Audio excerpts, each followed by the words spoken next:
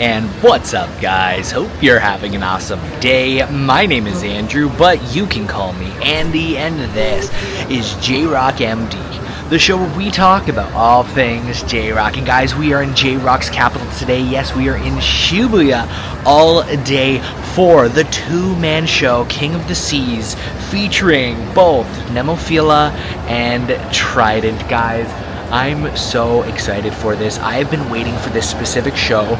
It's a dream show, really, and at Spotify West, I believe they will be playing in a 300 capacity venue there, and that is nuts to me. It's going to be super intimate.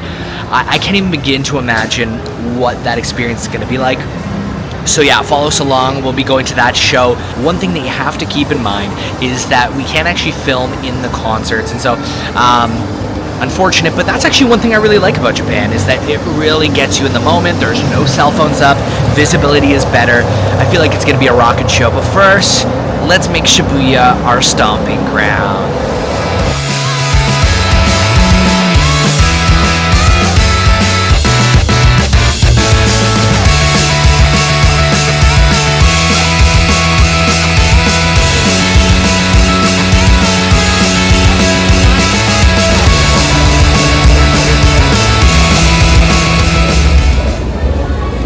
Finally here, guys, and yeah, people are starting to line up. We got about 30 minutes to doors because it's only about 300-ish people. I think we can get a pretty good spot, so I'm pretty pumped about this.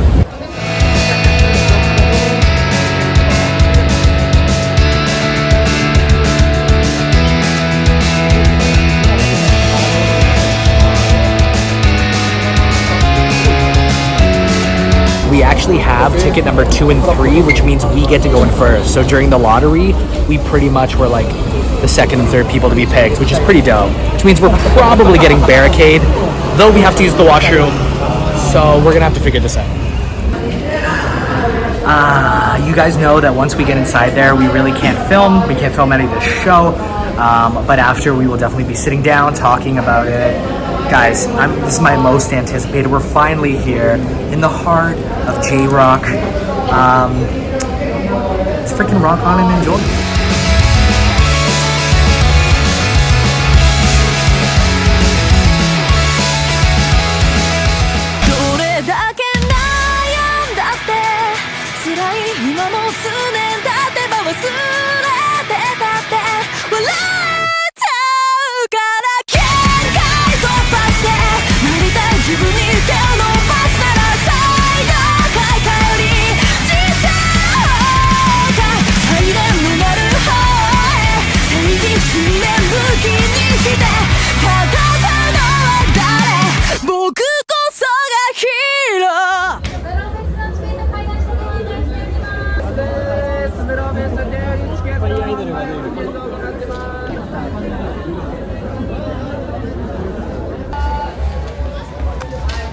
The NEMOPHILA one. That was epic.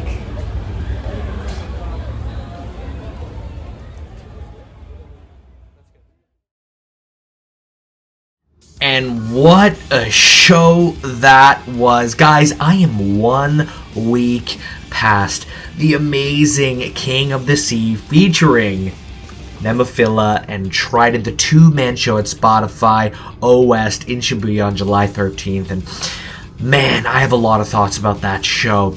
It's been a week, as I mentioned, and I feel like I'm still kind of reeling in from it. And I've seen other shows in that week. This one is still a standout for me.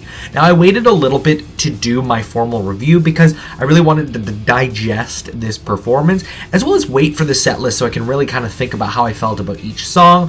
There were a few songs I wasn't really familiar with, so I kind of wanted to give those more listens to before doing this. That said, only NEMOPHILA actually uploaded the set list. Well, it's not them, it's usually the fans that do it on setlist.fm. So we have an official set list from NEMOPHILA for that show, but we didn't get a set list from TRiDENT. So my mind's kind of blurry. I knew some of the big songs that they did play, obviously Haha, Continue, Kick Ass, Cry Out, Be With You. They played a lot of these bangers. But again, I'm missing the exact set list, especially the final act there, the final song, which, spoiler alert, they collabed with NEMOPHILA on stage. Yes, TRiDENT and NEMOPHILA on the same stage, performing a NEMOPHILA song, I believe it was. And if I'm not mistaken, it was either, I don't even want to get it wrong. If you were at that show, please let me know in the comment section down below what was TRiDENT's set list, if you knew what the set list was, as well as what was that song that they collaborated on at the end, because again, I'm a little bit foggy on it. That said, we are going to do a breakdown of the show, my review of it, going through these criterias: the band, the crowd, venue, production, and overall value, and then my final thoughts. Okay, so let's jump into the band. Well, should I say bands? We actually had two bands here, which was NEMOPHILA, all-girl group. They are a metalcore group, heavy rock, as well as TRiDENT, which is also a heavy rock group. But they add a lot of electronic elements into their rock, which is pretty awesome. Both bands, honestly, for me, were 9 out of 10. Honestly, like, they were near perfect. It's hard to give a 10 out of 10. Like, no band is going to be absolute perfection on stage. So 9 out of 10s on both ends. And that is really surprising on NEMOPHILA's end, because I'm a fan of them. You all introduced them to me here on the channel, but I really didn't expect how tight they would be live. Like, the energy that they give, I have to praise Mayu, their lead, who just really commands and controls the stage. Yes, they had some heavier tunes that were honestly a little bit out of my ballpark, including, I remember midway through them playing Brainwash, which I had heard a snippet of, but I haven't formally reacted to it or listened to the whole thing, and that song was heavy as hell, like literally melting our faces off. For the first two songs, I was actually dead center, no joke, in the middle, at the barricade. Me and Yu-chan were there, holding it down, but it actually just became way too much for us. Our muscles were giving out. We could not hold any longer. The pushing, the crowd crush, these concerts are insane. Piece of advice: if you're ever going to a concert and you're on the barricade, stay away from the middle, because you're going to be responsible for crowd surfers and crowd crushes, and it's a lot of work. So we only lasted the first two songs of NEMOPHILA, and then we kind of scooted our way to the side. Still amazing visibility. That said, we had to get out of that situation. So that was, I believe, Zen and Anata Dare. I had heard Zen before. I had never heard Anata Dare, I don't believe. But they played a lot of great songs.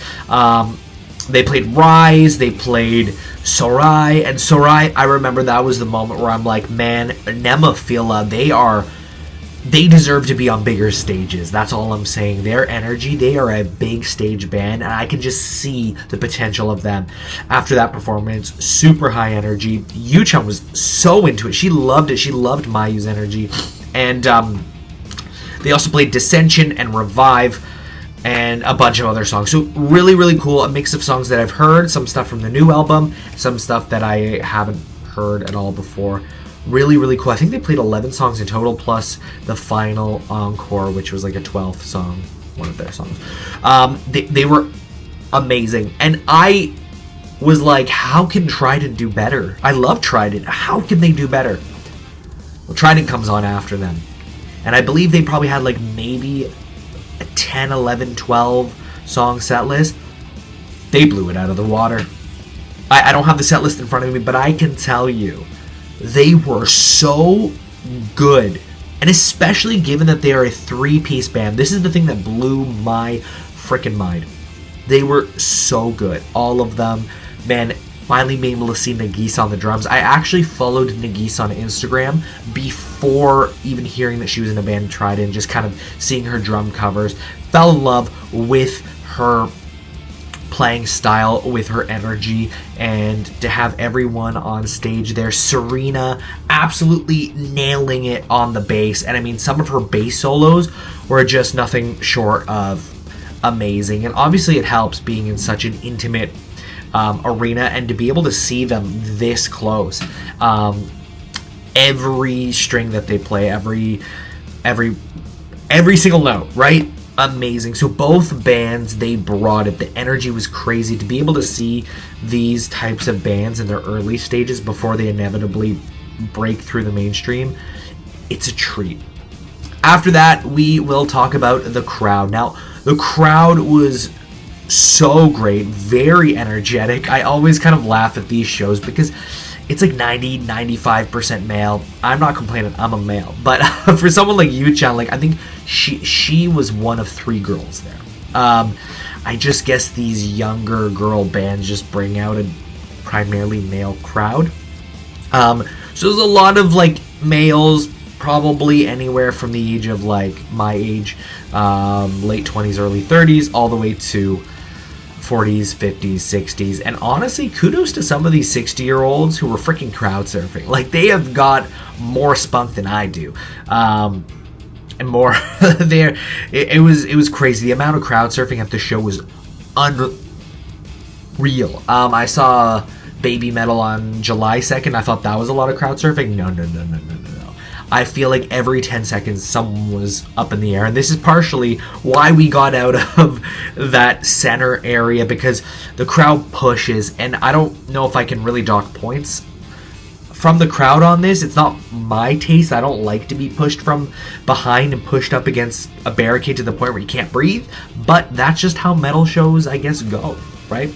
So we got ourselves out of that situation. Next time I get into a crowd like that, I'll probably go on the barricade, but go more on the right or the left, because I found there was not a lot of pushing in those areas.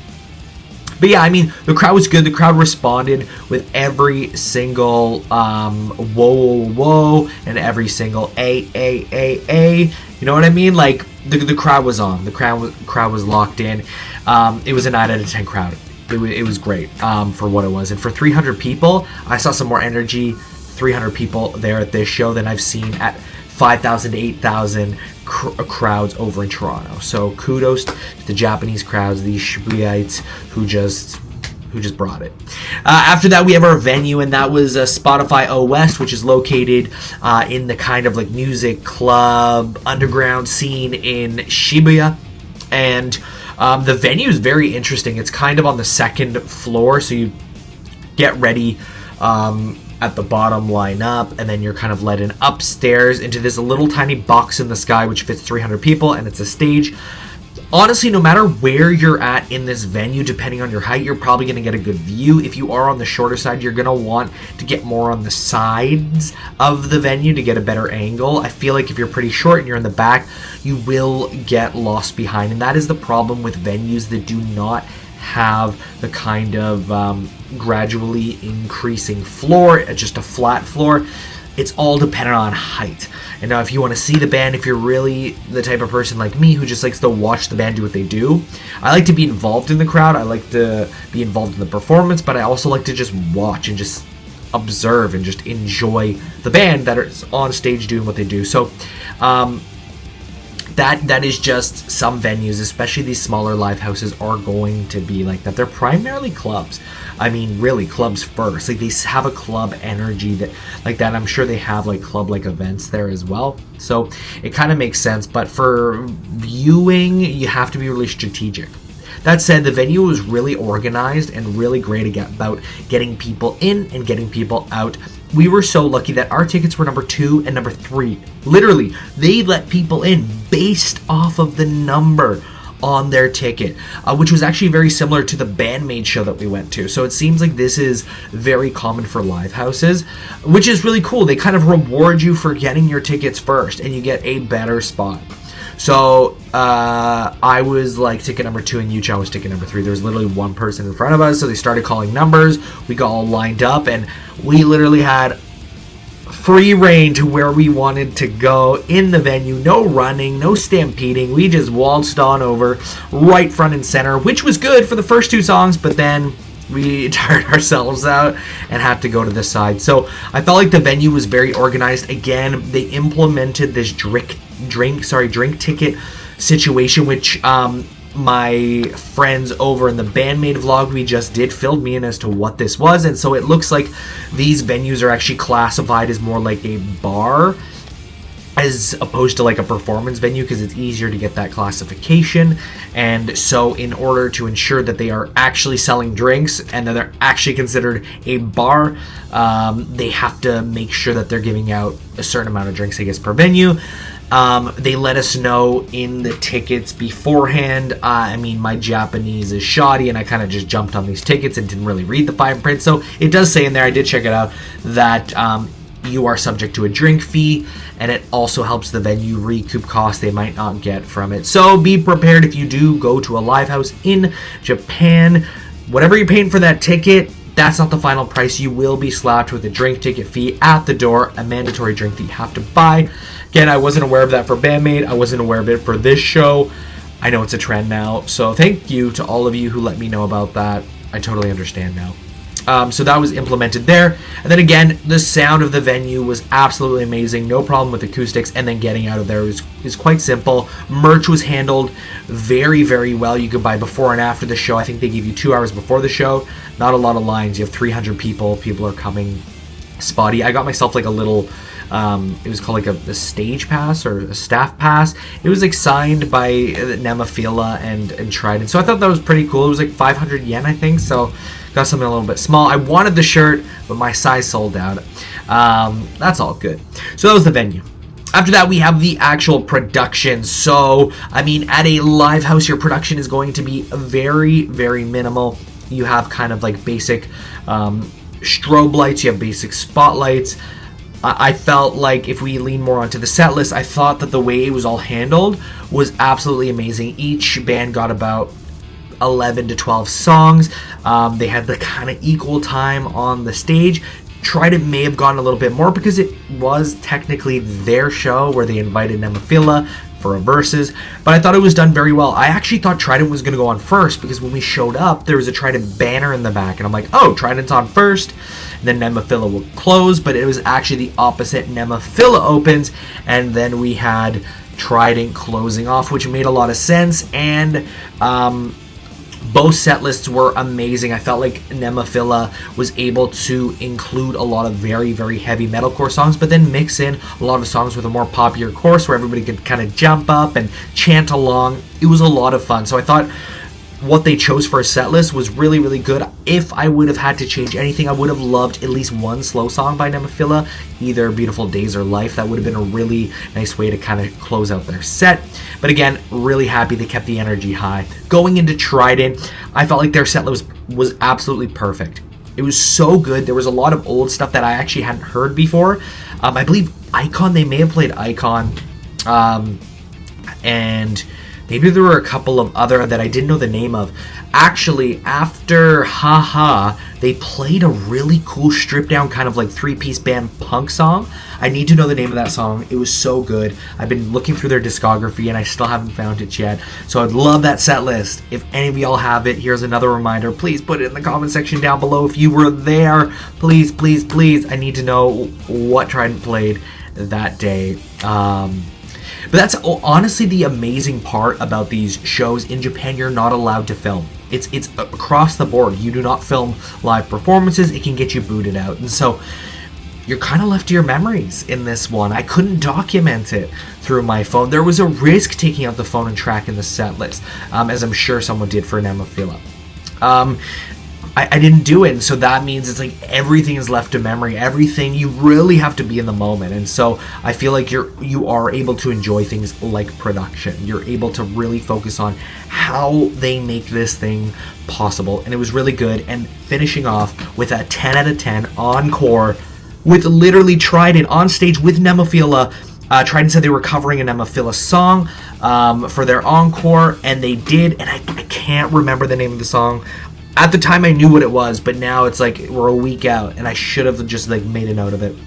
Again, if you know what that song was, please hit the comment section down below. But yeah, it was amazing. It was a treat no one expected. The freaking crowd was going wild. We were all celebrating. It was such a good moment for sure. Lastly, we're going to talk about value. And the value of this show, I'm going to have to give 10 out of 10. The tickets cost us 5,500 yen. If you add that drink fee on, it's about 6,100 yen, which roughly translates to what, like 56 Canadian and maybe like 49 American. Those are so rough estimates. You can correct me in the comment section, I don't care, but that's how much it roughly costs, which for a show of this length, I think it was a total of 2 hours. and two bands, and two legendary bands, and at such a small venue where you get a beautiful view with pretty much no technical difficulties. Sound was pristine, and a crowd like that, value is 10 out of 10.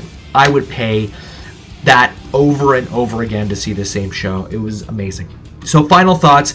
This is honestly one of the greatest shows I have ever been to, both in the West and both out here in Japan. And I've seen some of the greats. You know my favorites, right? I've seen One OK Rock. I've seen Baby Metal.